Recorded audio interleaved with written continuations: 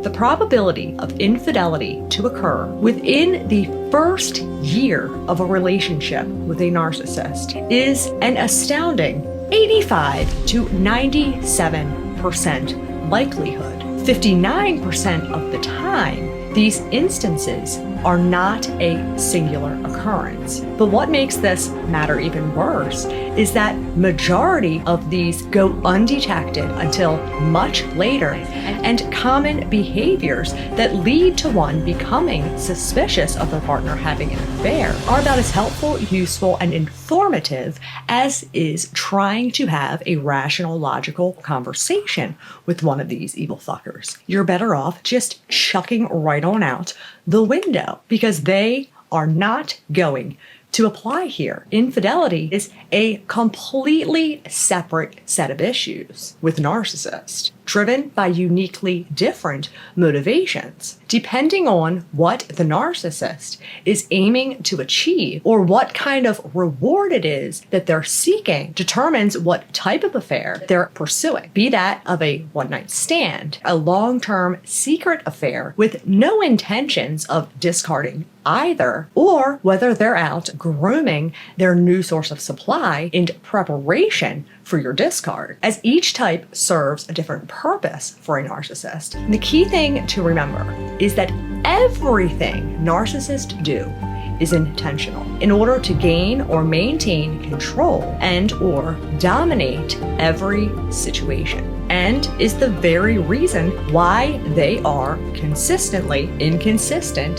They learn very early on that the best way to maintain control of a conversation or situation is to confuse the living daylights out of the other and put you in a state of mental mayhem. It is as if you underwent a psychological lobotomy. This way, they can carry on going about doing whatever they want, you not picking up on it because you're too busy reeling in all of the unanswered hoopla going on like a ping pong tournament match in your head. And ironically, the biggest sign is going to come from within the blatantly obvious. And it comes off so audacious that we think there's no way that anyone would be that dumb, foolish, or ballsy if they really were running around on you or trying to have some affair behind your back. So we dismiss it as being unlikely or attribute it to being an explanation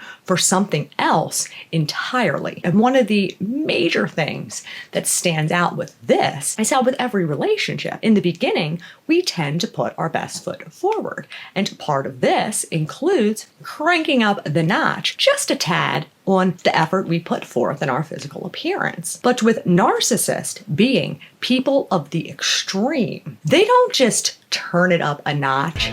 They go full throttle, balls to the wall, 0 to 60 in 2 seconds flat. Within just a couple of weeks, they have got themselves a gym membership, have started tanning, bought an entire new wardrobe down to their skivvies, shaving areas on their body that until now you weren't even sure if they were even aware they had hair growing in those areas, let alone shave them, and will start to think that perhaps maybe salon is paying them to be their protege in some upcoming marketing ads, as much as they now suddenly have been getting trimmed, nipped, waxed, pedicured, and manicured up. Doing so without any make mention of them even wanting or thinking about going to the gym, needing new clothes, or that they had made these salon appointments until after you inquire about all of their nips and tucks. And when this is occurring during a ongoing affair that they don't want you to know about, one of the reasons that this new fresh look gets overlooked, as it comes off almost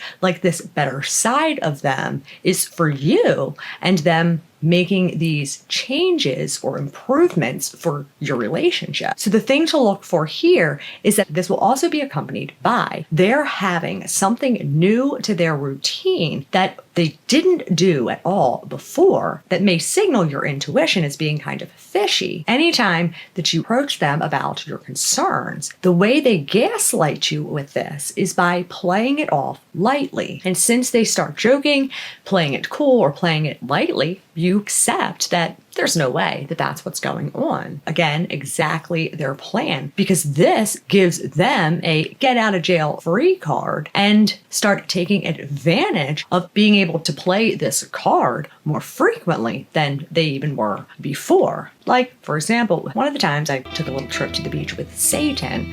When we got there, I started unpacking and putting our things away. The bottom of his duffel bag that he solely used to take extra clothes in for the gym at his work, there was a condom. And knowing 100% without question that my name had nothing to do with the purchase of it, the intended use of it, or why it was in that bag that just happened to come along on this trip. So when I approached him about this, without skipping a beat, staring me square in my eyeballs with confidence in his voice, said, must have come with the bag. Like, it was just as common for Nike, Adidas, or Under Armour to toss in, to randomly toss in condoms with their duffel bags, as say, perhaps a water bottle or sweat towel as a little thank you or promotional offering. He stuck to this story until it became quite obvious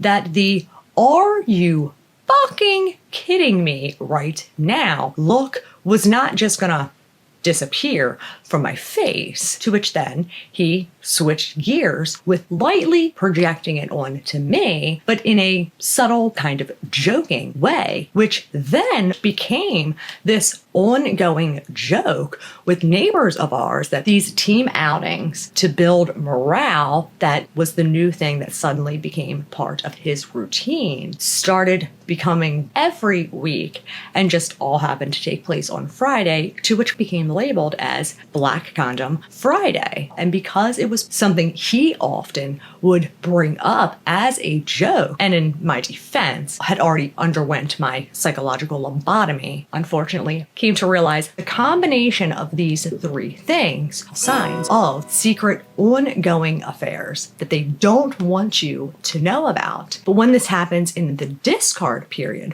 what's different, the intention is for you to suspect that they could possibly be cheating, regardless of the fact they're never going to openly come clean about their deliberate betrayal. But rest assured, it is very much part of their strategically laid out, well-plotted ploy. Because at this point, you're already trauma bonded and doing anything that you can to hold on tightly to this relationship, trying to fix, salvage, save, or get them to have some come to Jesus transformation. You will find blatantly obvious, not just their appearance, but it will also coincide with blatantly obvious little tidbits, if you will, and I'm talking smack you in the forehead, blatantly obvious, with lipstick stains on their underwear, or the smell of someone else's perfume or cologne all over their clothes, as well as their demeanor towards you will become increasingly more cold, distant, to escalate you into becoming more concerned by this perceived threat of loss. Regardless of how miserable you are, it's within our instinctive drive. You become compelled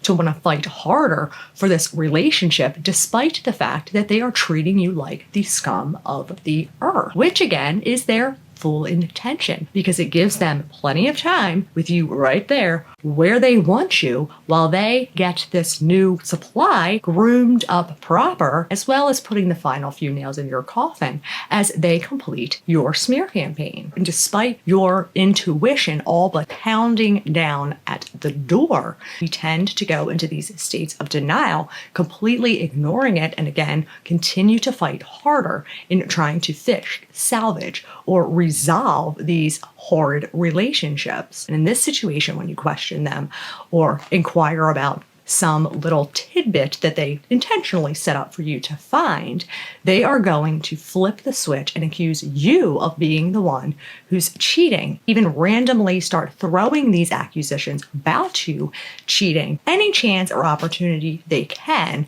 because they're well aware of what you're doing. They have you all sorts of tracked because this allows them to freely go about doing what they're doing without having to worry about you accidentally or coincidentally showing up, to which these accusations are nothing more than one, to pick a fight, or two, as their way of projecting, because that is what they were just up to. And the other biggest telltale sign during the discard phase is going to be a change in their sexual behaviors with you. For one, the frequency is going to slow down drastically. And when they do decide to throw you a bone, no pun intended, will pick up a difference in their stamina, their positions, like they're trying to audition for some kind of porn star role, using the moves of their new source of supplies, fantasies, and will leave you feeling like you just had sex with a total stranger. And as far as their one-night stands go, unless you happen to catch them